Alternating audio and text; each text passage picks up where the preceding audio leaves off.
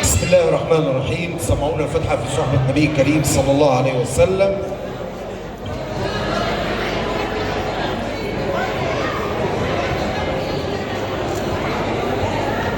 عندما كان رسول الله صلى الله عليه وسلم قبل أن يأتي أمرا من الأمور يستخير الله ويسترضيه، فأسوة برسول الله صلى الله عليه وسلم نقول جميعا: نستغفر الله العظيم، نستغفر الله العظيم، نستغفر الله العظيم.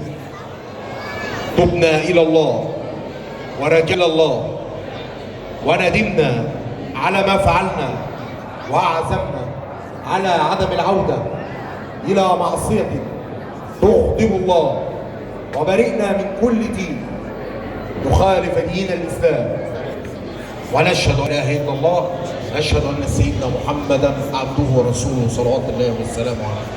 الحمد لله الذي خلق من الماء بشرا فجعله نسبا وصهرا وكان ربك قديرا.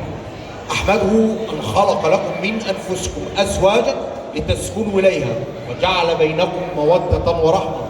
وقال الله تعالى: وانكحوا الأيام منكم والصالحين من عبادكم وإمائكم إن يكونوا فقراء يغنيهم الله من فضله والله واسع عليم. وقال صلى الله عليه وسلم: يا معشر الشباب من استطاع منكم الباءة فليتزوج فإنه أغض للبصر أحسن للفرج، ومن لم يستطع فعليه الصوم فإنه له وجاء، أي صوم واحد. صدق رسول الله. وللرسول الكريم صلى الله عليه وسلم السبيل والمنهاج قال عن اختيار الزوج: إذا أتاكم من ترضون دينه وخلقه وأمانته فزوجوه، إلا تفعلوا تكن فتنة في الأرض وفساد كبير. صدق رسول الله. ولم يترك النبي صلى الله عليه وسلم الركن الثاني ألا وهي الزوجة التي إن صلحت صلح المجتمع كله.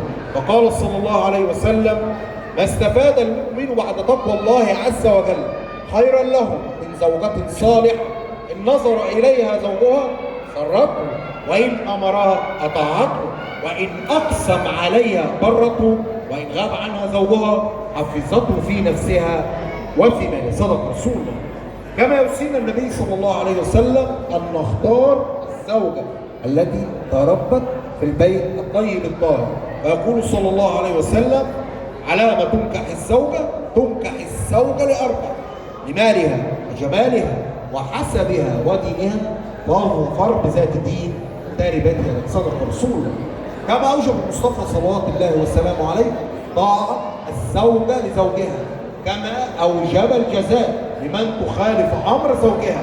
فلا يحق لأي زوجة من نساء المسلمين مهما بلغت من علم وجمال وسلطان وعز أن تعصي أمر زوجها إلا في معصية الخالق سبحانه وتعالى، مصداقا لقوله صلى الله عليه وسلم: أيما امرأة باتت وزوجها غضبان عليها لعنتها ملائكة السماء حتى تصبح. وأخيرا يوصينا الرسول بالنساء فيقول: ألا فاستوصوا بالنساء خيرا. أنت معايا؟ استوصوا. صدق رسول الله. نسأل الله أن يوفق العروسين، نسأل الله العروسين آمين، وأن يشملهما بعنايته ورعايته، وأن يجعل التوفيق حليفهما، وأن يجعل منهما الذرية الصالحة.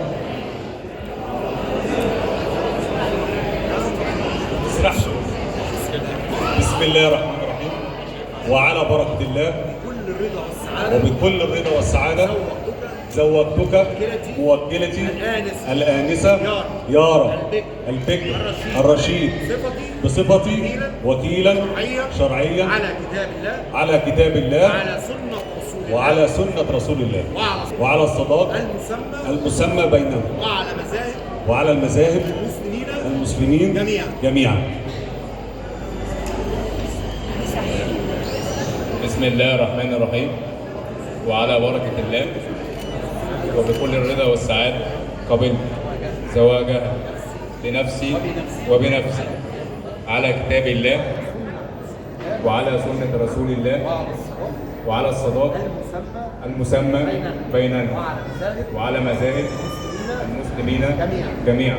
اشهدوا يا حاضرين صلى الله وسلم على سيدنا محمد.